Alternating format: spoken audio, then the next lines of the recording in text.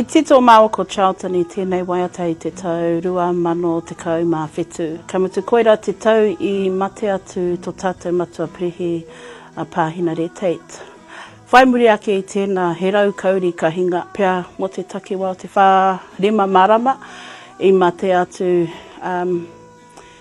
he mate ia wiki, etahi wiki e rua, etahi wiki e toru ngā mate. Ka mutu, ka tai te mutunga o te tau 2017.